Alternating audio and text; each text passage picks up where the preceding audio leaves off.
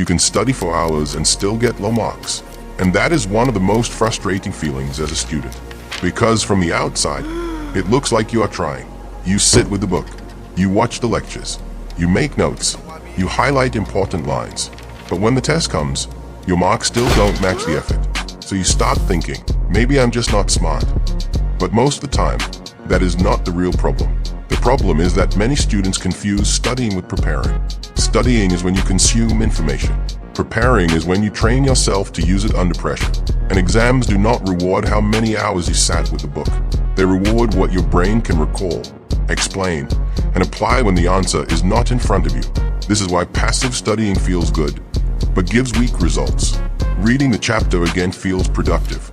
Watching one more explanation feels productive. Copying notes feels productive.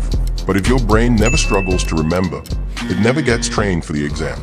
The first thing you need to change is this. Stop measuring study by time. Start measuring study by output.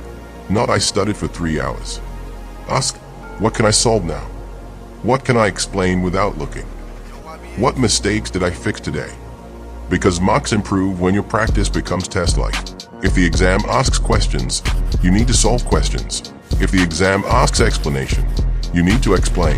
If the exam asks application, you need to practice application. Simple. But most students keep preparing in a way that feels comfortable, not in a way that matches the test. The second mistake is avoiding weak topics.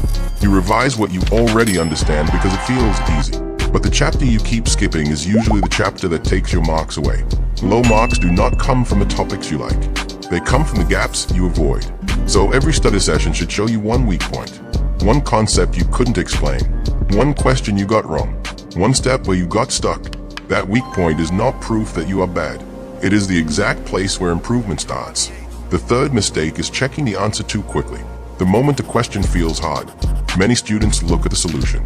But the struggle before the answer is where learning happens. Give your brain time to try, even if you fail. That attempt makes the solution stick better. So if your marks are low, don't just study more.